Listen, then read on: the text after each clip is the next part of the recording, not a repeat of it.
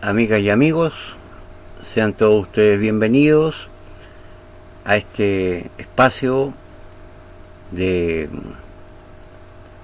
didáctico, si se quiere llamar así, el cual pretende transmitir una experiencia personal en el área de la electrónica digital adquirida durante ya muchos años. Ya tengo más de 30 años de experiencia en el mundo de la electrónica digital. Trabajé en mis inicios para algunas firmas de fabricantes de videojuegos, arcade, flippers, un largo etcétera. Nichibusu, Nihon Busan, Taito, Namco, Gottlieb, Bally, Williams, Stern, etcétera. Varias compañías. En los 90 tuve la oportunidad de estar en Taiwán trabajando en el desarrollo de algunas tarjetas de videojuegos de la época, ya fundamentalmente clones. En Taiwán en esos años se clonaba todo, ya eran copias, pero copias que se hacían a partir de ROMs, ya que se pirateaban. Había toda una suerte de espionaje industrial de las compañías norteamericanas, de los últimos juegos que salían al mercado.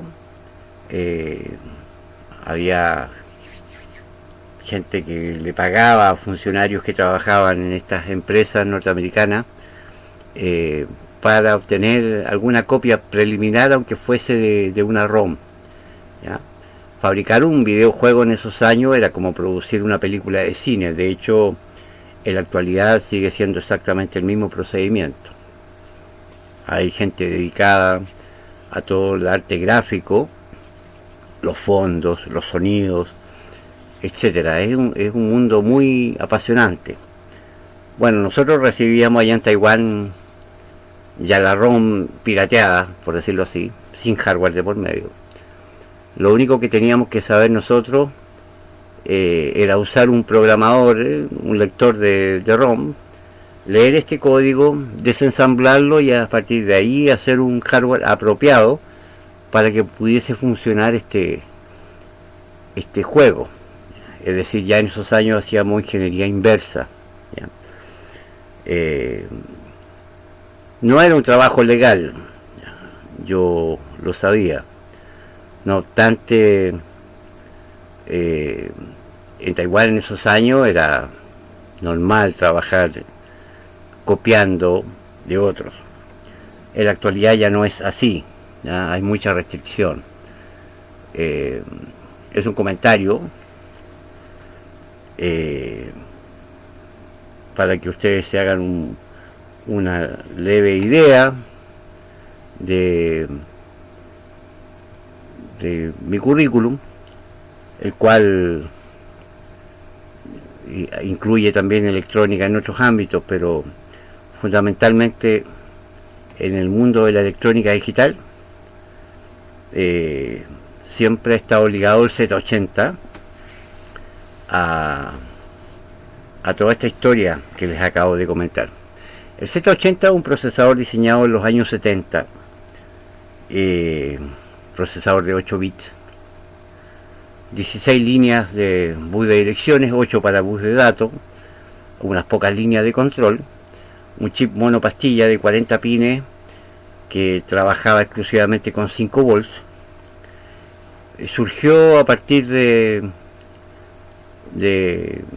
un procesador inicial que era fabricado por Intel en esos años, que era el 8080A.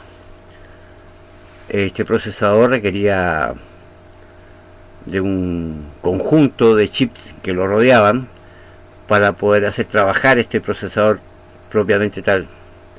Requería de chip para clock, otro chip para bus de datos, señales de control, etcétera. Era bastante engorroso, además que este procesador, el 8080A, no solamente funcionaba con 5 volts, requería otros voltajes más para poder hacerlo trabajar, lo que hacía encarecer cualquier diseño, cualquier emprendimiento de desarrollo.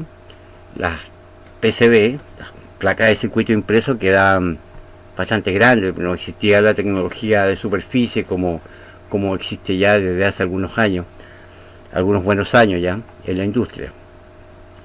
Basta decir que el solo consumo de todos estos chips que rodeaban el 8080, incluyendo el propio procesador, era realmente bastante elevado, ya, sobre 1 ampere, como mínimo sobre 1 ampere, lo que era bastante. Las fuentes de poder no eran switching, eran todas lineales, así que el calor que se generaba al momento de este procesador ponerse a trabajar era bastante alto también a nivel de consumo. Era impensado llevar un procesador de eso a un notebook como lo que hoy día podemos encontrar, ya, en un netbook, etcétera. Bueno, el Z80 fue full compatible con todo el código de máquina, el mnemónico del 8080A, y esto ya produjo un salto tecnológico a la industria, al mundo de los videojuegos, y no solamente se quedó allí. Empezaron a llegar los ordenadores personales. ¿Quién no recordará el famoso ZX81, los Timex, Sinclair, etcétera? En lo personal, en esos años yo trabajaba con un computador, un ordenador Multitech, basado en el Z80, por supuesto, con sistema operativo CP/M, ¿ya? Que viene siendo como el padre de OS, CP/M, en verdad lo es. Ya se manejaban las letras de las unidades, etcétera, planillas de cálculo, WordPerfect, programas para la oficina, etcétera. Z80 debe ser uno de los procesadores para el cual se ha escrito más código a través de la historia. Y estamos hablando de código en lenguaje assembler, ¿ya? Es por ello que invocamos como una de las razones el haber elegido este procesador, este microprocesador, dado que hasta en la actualidad se sigue fabricando. No es un procesador que haya sido descontinuado, está plenamente vigente. De hecho, hasta no muchos años atrás se utilizaba para los reproductores MP3, MP4, en versiones reducidas de este mismo procesador, que es bastante, digamos, económico de producir, porque es un procesador muy sencillo, pero que tiene muchas ventajas a su vez. Una de las más significativas quizás son sus modos de direccionamiento, la cantidad de registros, sus registros alternos, su bajo nivel de consumo. En la actualidad la tecnología ha permitido reducir bastante el consumo de este procesador. Se han agregado nuevas funcionalidades, entre ellas se ha agrandado el bus de direcciones, lo que permite accesar a una cantidad superior de memoria sobre los 64 kilos originales del Z80, y en fin, un sinnúmero de características que lo hacen un procesador hasta la fecha, hasta hoy, año 2018, un procesador que difícilmente va a desaparecer del mercado de la noche a la mañana. Si no ha desaparecido en ya más de 30 años, difícil que a esta altura alguien pueda pronosticar que el Z80 habrá de desaparecer. De hecho, lo encontramos hoy en día bajo fabricantes diversos, como el mismo Rabbit fabrica este procesador con otros sabores, pero sigue siendo exactamente compatible, exactamente con las mismas instrucciones de ese entonces, ¿ya? Se han quitado algunas, qué sé yo, por cuestiones de hardware, ya que, por ejemplo, los procesadores basados en el Z80 actuales ya no trabajan con memorias de refresco, en fin, un sinnúmero de, de variaciones de este procesador original, pero que sin embargo no dejan de llamar la atención, no nos deja de llamar la atención que en la industria, en el área militar, y aún en el área del mercado, el consumo, ¿ya? Todavía lo encontramos. ¿Por qué elegimos un microprocesador como el Z80 y no un microcontrolador? Muchos se preguntarán. Bueno, en un microcontrolador, de la familia que sea, fabricante que sea, tenemos memoria ROM, memoria RAM, puertos de entrada, salida, timers, todo acotado, todo ya preestablecido. Es decir, no podemos sobrepasar la memoria disponible, no podemos agregar más puertos, no podemos, en fin, siempre vamos a tener el límite, dadas las características del microcontrolador. Digamos que por eso que hay tanto microcontrolador diverso, ¿no es cierto?, de una familia completa. Tenemos con una cantidad determinada de memoria, otro con el doble, otro con el triple, otro con más pines, con más puertos, etcétera. No hay algo estándar en el mercado. Todos los fabricantes tratan de suplir, ¿no es cierto?, cuando se empiezan a quedar cortos estos microcontroladores, sacando una nueva versión con más puertos de entrada y salida, con más memoria, etcétera, pero siempre vamos a topar en el tema de la programación.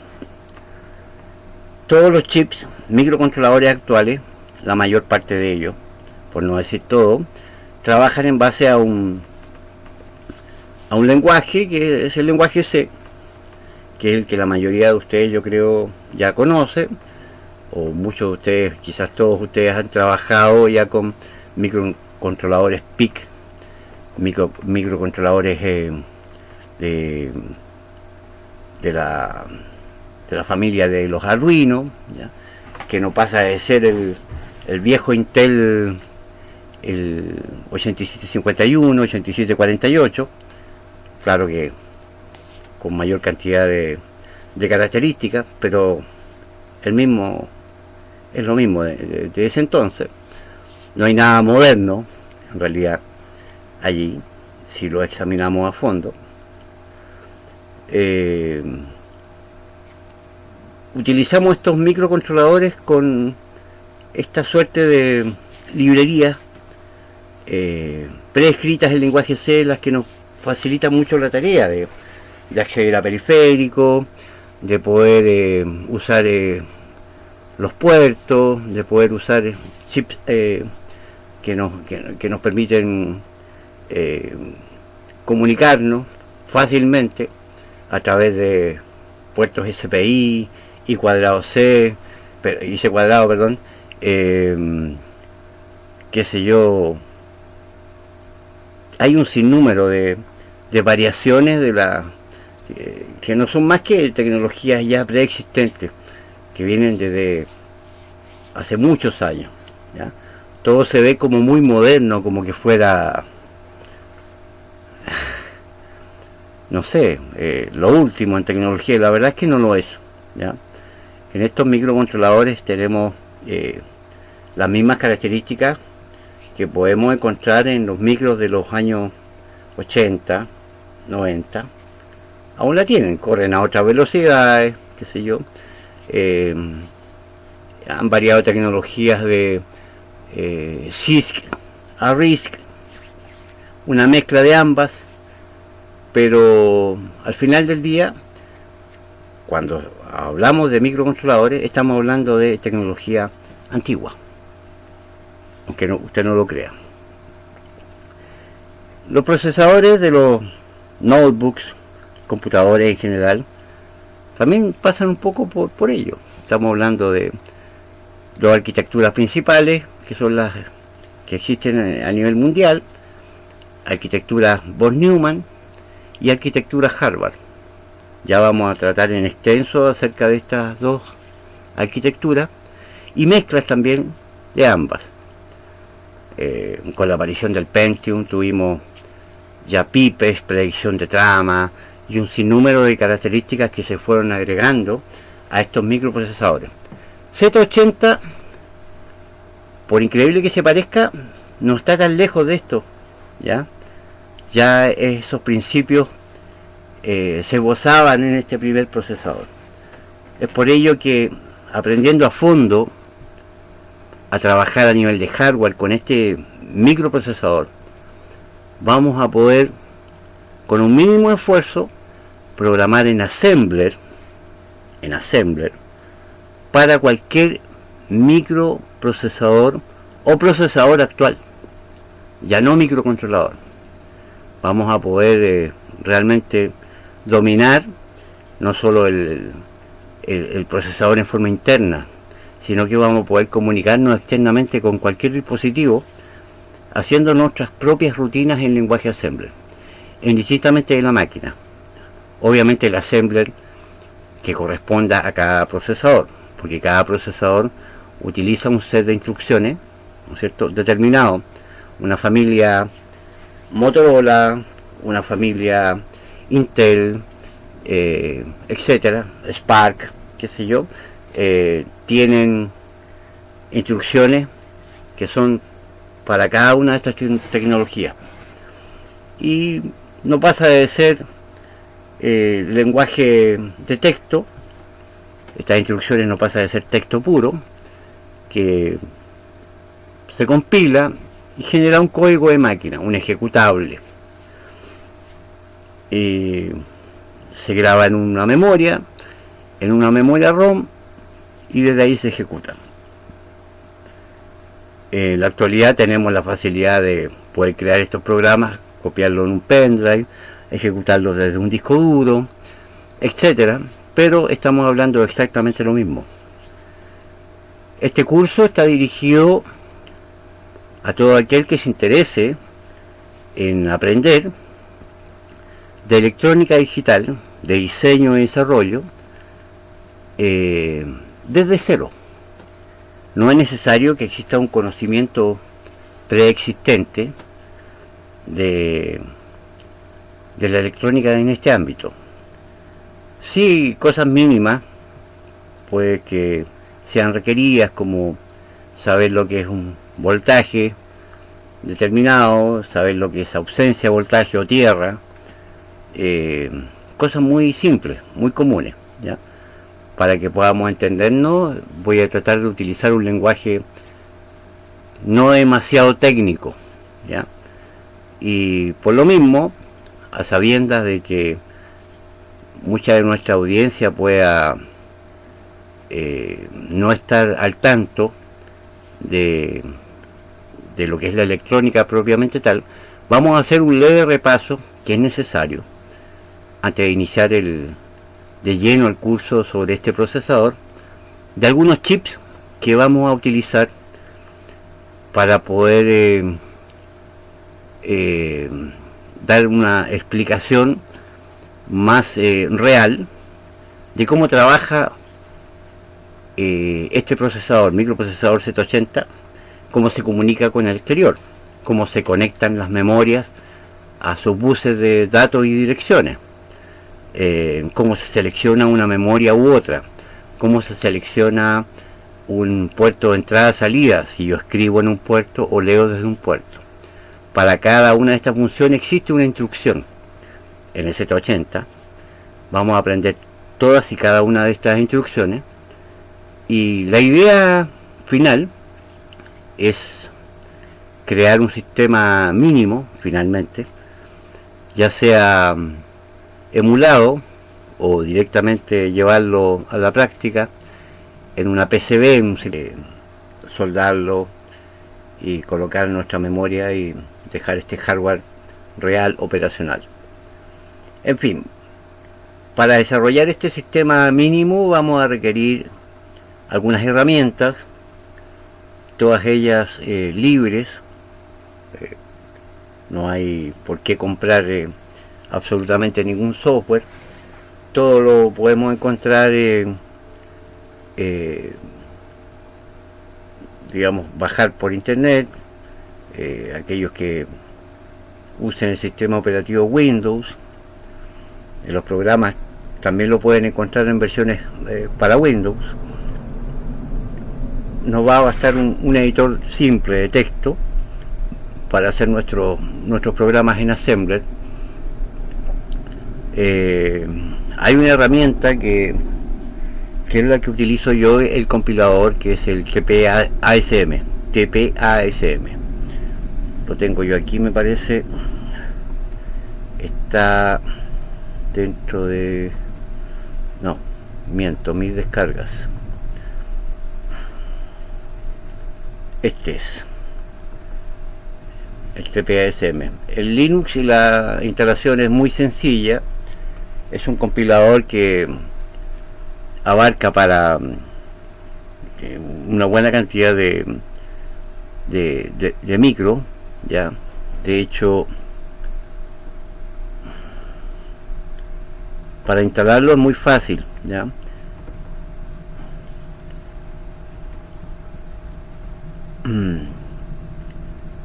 El programa se llama TPASM, este es el nombre. Vamos a agrandar un poquito la letra para que ustedes puedan visualizar bien. Aquí estoy dentro de cómo se instala este software. Búsquenlo en la red. Yo lo tengo hace muchos años, me parece que no se ha actualizado, pero es llegar a instalarlo desde la consola de comando, dentro del directorio donde lo descarguen, lo descomprimen y ahí mismo ejecutan make, ¿ya?, como usuario normal, y para instalarlo va a necesitar permiso de superusuario, por lo tanto sudo make install en caso de los que utilicen derivados de Debian, ¿ya?, Ubuntu, Kubuntu, etcétera, ¿ya? Y va a instalar un solo ejecutable que se llama el famoso TPASM, ¿ya? Luego veremos en extenso cómo funciona este compilador, que es muy poderoso, ¿ya? Esta es una de las herramientas que vamos a utilizar. Voy a dejar un enlace en este mismo video desde donde puedan bajarlo directamente, ¿ya? Es un programa de licencia GNU. Pueden copiar, modificar, ¿no es cierto? Está todo el código fuente aquí disponible. Está escrito en lenguaje C.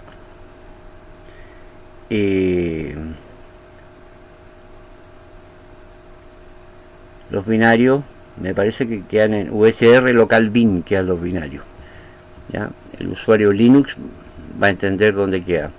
No se invocan desde cualquier parte, ¿ya? Este sería el TPASM, una de las herramientas que vamos a utilizar en este curso, ya, de desarrollo de un sistema mínimo con Z80. El otro programa que vamos a necesitar, un simple editor de texto, ¿ya? Yo utilizo Kate normalmente para mis programas, ¿ya? Aquí puedo mostrarles alguna de mis proyectos, de los programas que yo he hecho, están todos en Assembler. Uno de ellos, por ejemplo, vamos a abrirlo.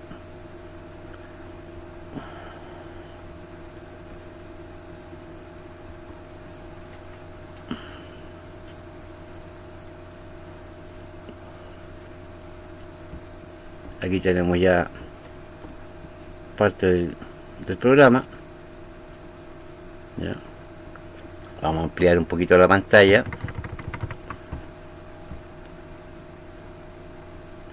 Pueden usar su editor de texto, el que ustedes prefieran, ¿ya?, el preferido por ustedes. no hay una... la única restricción es que todo el texto que se guarde sea texto, nada de, de letras especiales, caracteres que no sean estándar, que no se correspondan con el estándar ASCII, ¿ya? O sea, texto puro. Y bueno, acá tenemos algún ejemplo de programa, de cómo se visualiza. Yo acostumbro a cada uno de estos, estas se llaman etiquetas, ¿ya? A cada una de estas subrutinas, esta es la etiqueta de esta subrutina, le hago un comentario, ¿ya? Un comentario, se pueden insertar los comentarios después de un punto y coma.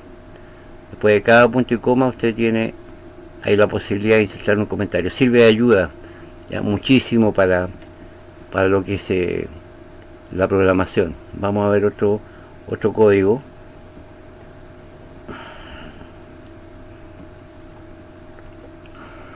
¿Por qué utilizo Linux? Muchos se preguntarán. Bueno, la verdad es que no he tenido la oportunidad de usar Windows en mi vida, lo digo con propiedad, por varias razones, ¿ya? La más importante de todas es que estoy más familiarizado desde esos años con el hardware directamente. Me gusta trabajar con el hardware directamente, poder comunicarme con dispositivos, poder hacer mis propias rutinas. El mundo Windows es muy cerrado, ¿ya?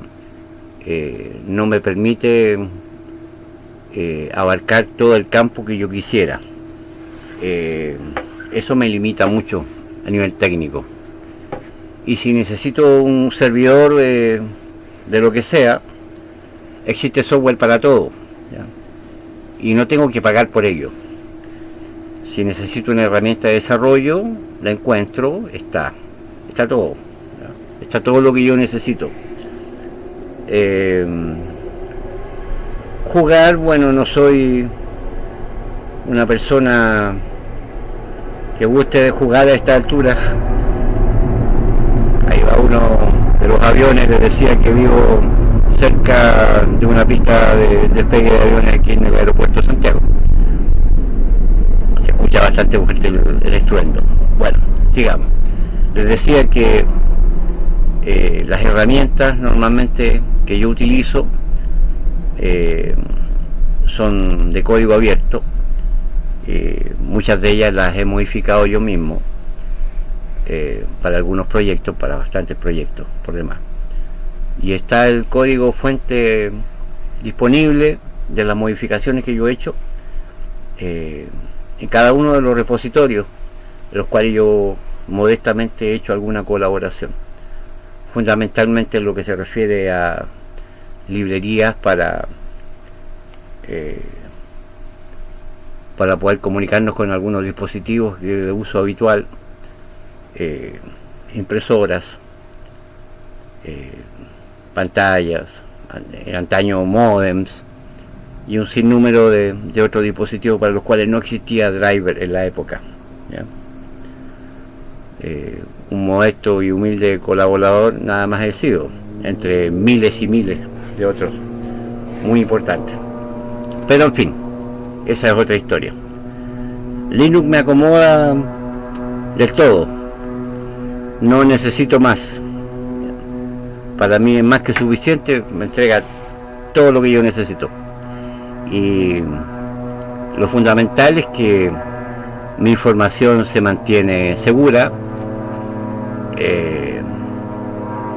mis datos están allí, no están a la vista de todo el mundo. Es realmente complicado tratar de hackear una máquina bien tuneada a nivel Linux. Es difícil. No es imposible del todo.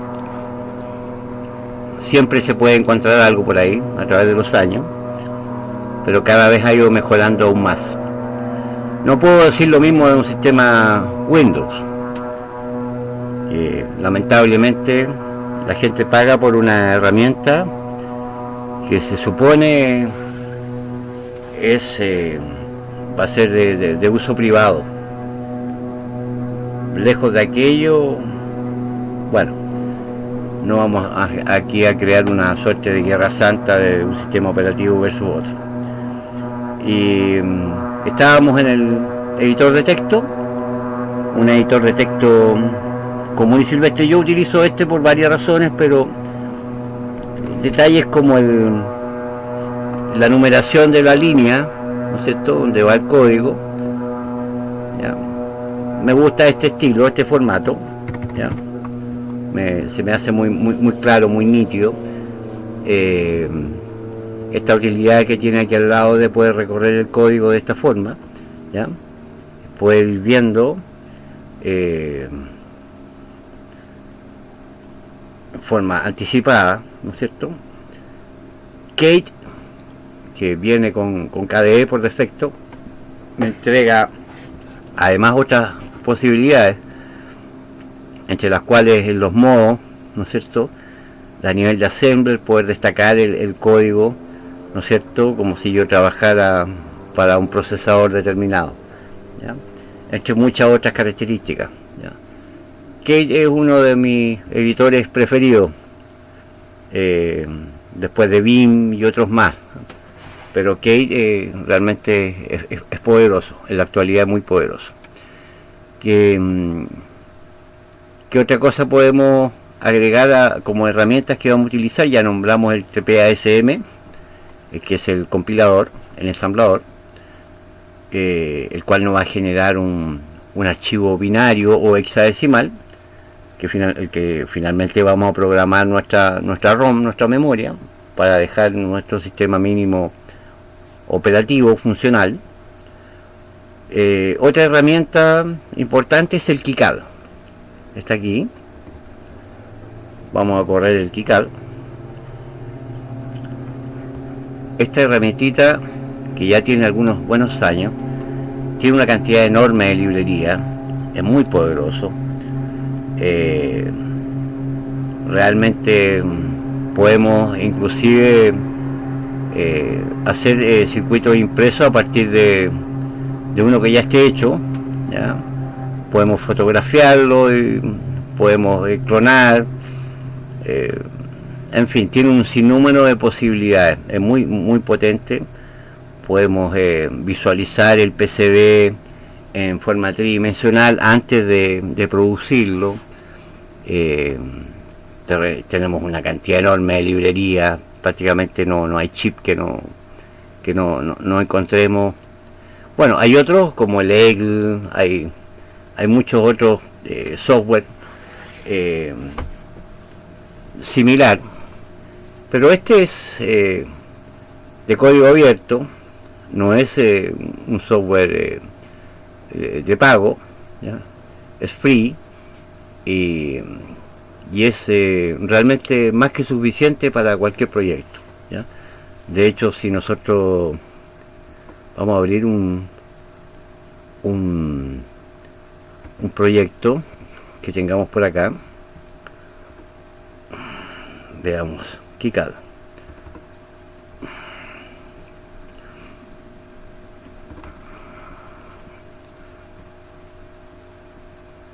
Vamos a ampliar un poquitito la pantalla aquí. Bien. Si nos vamos al esquemático propiamente tal,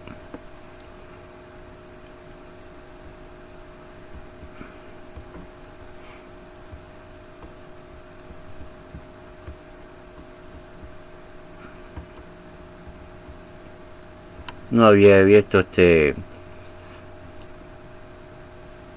proyecto desde hacía mucho tiempo, no estaba actualizado. Está reclamando por un par de librerías que no están en la ruta, pero es lo de menos, ¿ya? No os preocupéis. Vamos a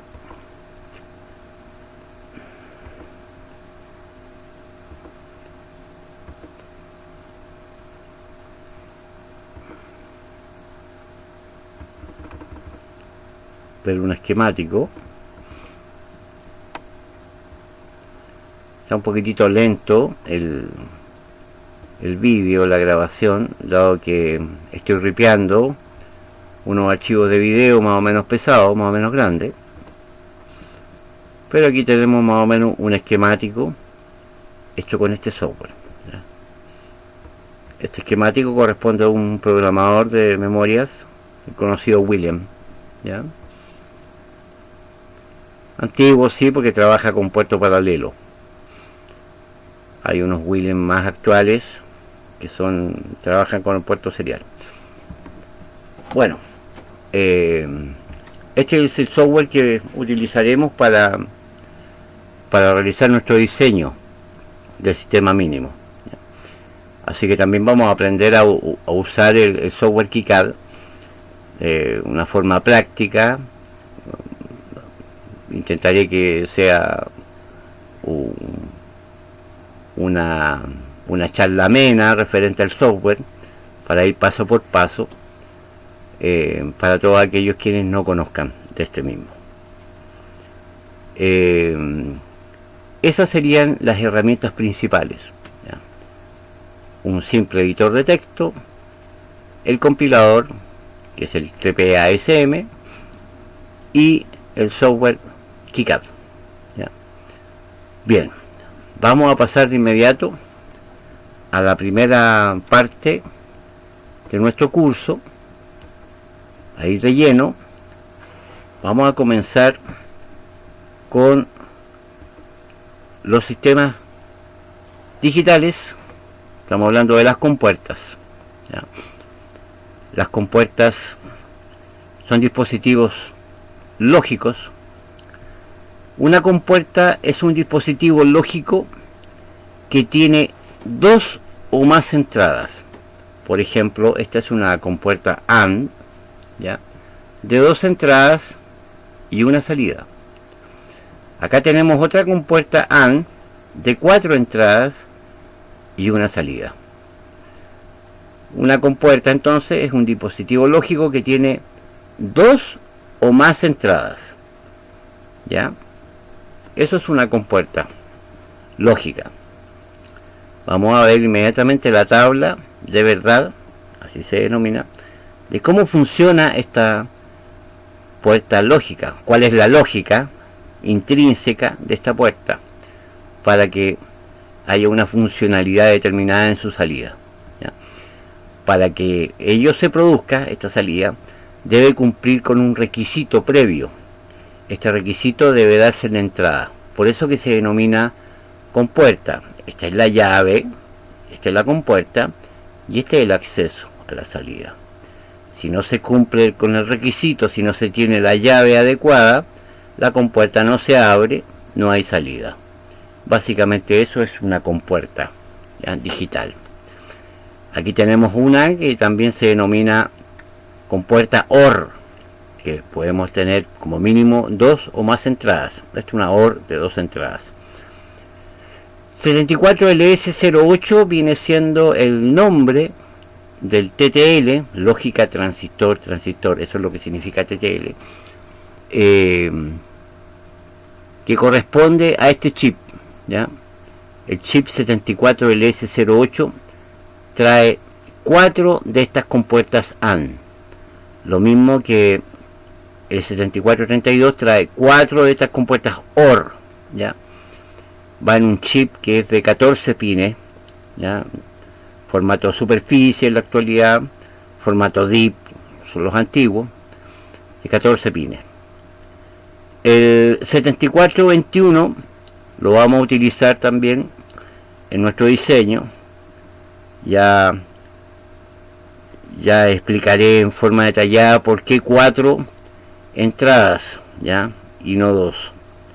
Aquí vamos a necesitar este chip por una cuestión de mapeo de memoria, que lo vamos a ver muy próximamente. Vamos a escribir detallado lo que es el mapeo de memoria, cómo se realiza un mapeo de memoria, ¿ya?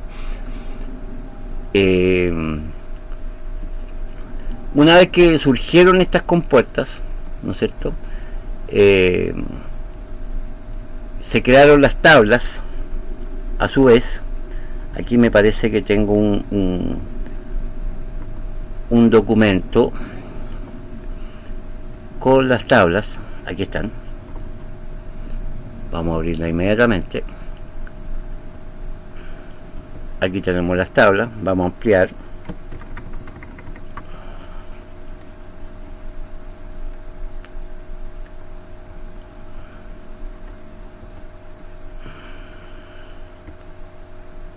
Aquí tenemos las tablas. La tabla AND y la tabla OR. La tabla AND significa y en inglés. Quiere decir que para tener una salida en Q, yo debo tener un 1 en A y en 1 en B. Las entradas A y B, ya. Las vamos a volver aquí a visualizar en el... Esta va a ser la entrada A y B. A y B. A, B, A, B. Salida Q, salida Q. Salida Q, salida Q, salida Q. ¿Ok? Perfecto. Sigamos con la explicación de las tablas. Vamos a disminuir un poquitito aquí el ancho y vamos a agrandar la letra un poco para mayor entendimiento. Ok. Esta es la compuerta AND 74LS08, entrada A y B. Para que yo tenga un 1 en esta salida, debe cumplirse una función determinada. Si tenemos un 0, ausencia de voltaje, ¿ya?, o tierra, en A y 0 en B, tenemos 0 en Q. 0 y 0 nos da 0. Si tenemos 0 en A y 1 en B, 0 en la salida.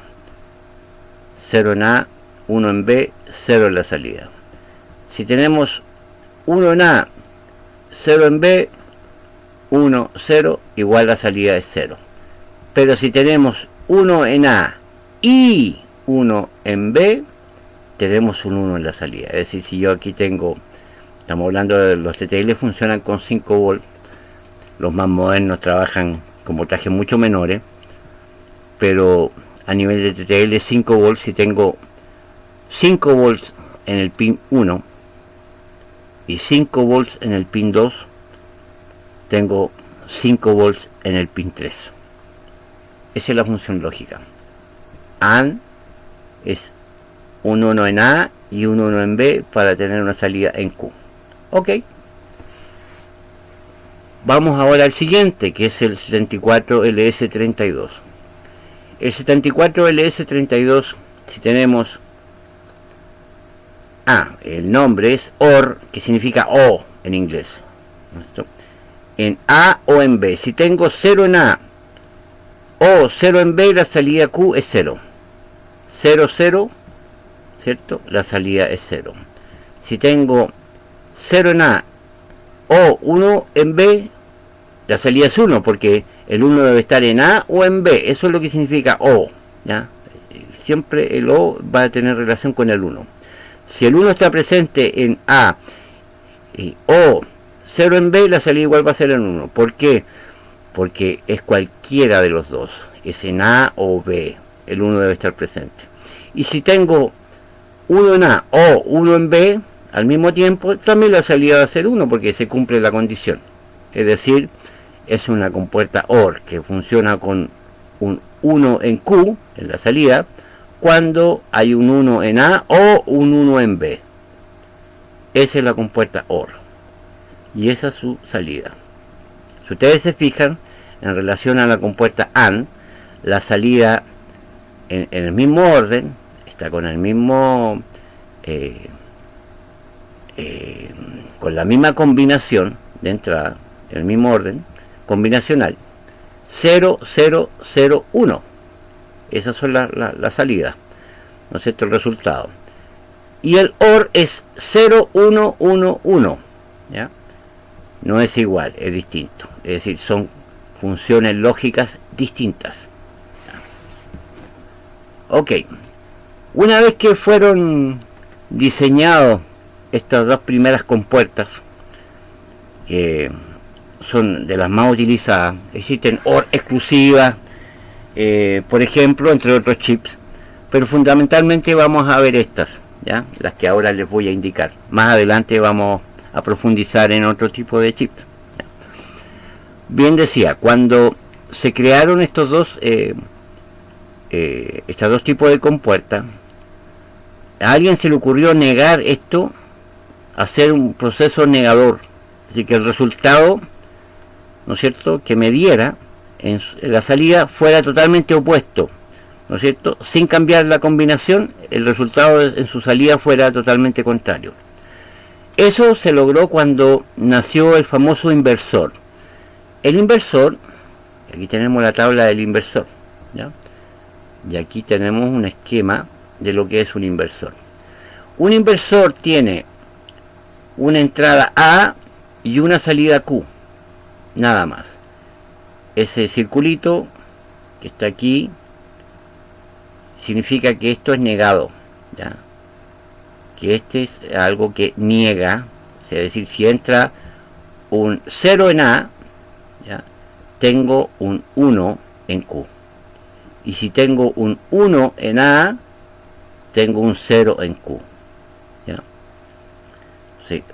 Esto es equivalente, ¿no es cierto?, a estas mismas compuertas, que ahora se le agregó la negación NOT, porque es NOT, ¿ya?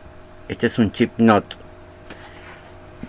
Es lo mismo que si hubiera agregado aquí en la salida un chip NOT como este, y se simplificó, digamos, el dibujo. Solamente se dibujó la misma compuesta AND, pero negada en la salida, por culpa de este es el que tiene la culpa, ¿eh? Y vamos a ver la tabla cómo queda con esta salida negada de la misma compuesta AND, pero negado. Lo mismo que la compuesta OR, que aquí con la negación NOT antes del OR es NOR. Aquí la negación NOT antes del AND es NAND, ¿ya? Vamos a ver de inmediato el resultado. Si tenemos 0 en A y 0 en B, aquí la salida es 1, inmediatamente. El 1 debía estar presente en A y en B, ¿recuerdan la compuesta AND? Aquí no.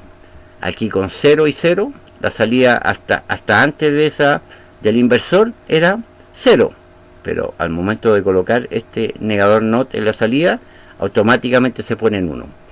Y aquí tenemos que después, con una entrada 0 en A y 1 en B, la salida igual es 1. O sea, si esta solamente está en 0 y esta en 1, igual nos da 1, ¿ya?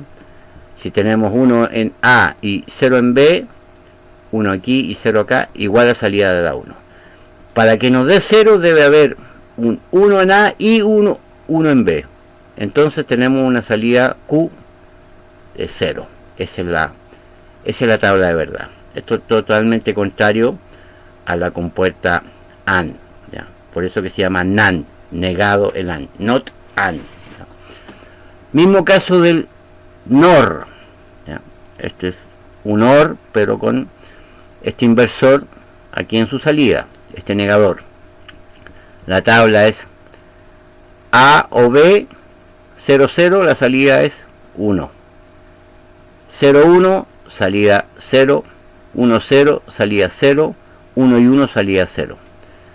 Pues bien, si nosotros revisamos al final los resultados de esta tabla, vamos a ver que tenemos ahora la combinación 1, 1, 1, 0, 1, 0, 0, 0, la cual no se repite con ninguna de estas.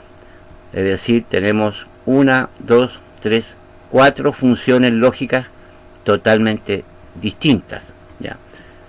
Son estas mismas, pero que se pudieron agregar estas otras dos, ¿ya?, gracias al negador, al famoso NOT, ¿ya? Bueno, vamos a dejar hasta aquí esta primera parte del video para ir avanzando en la siguiente sección ya con otros chips en conjunto con el procesador Z80. ¿Ya? Nos vemos en el siguiente capítulo de este curso. Espero que haya sido de vuestro agrado, por lo menos este primer inicio. Un cordial saludo, un abrazo para todos ustedes. Buenas noches.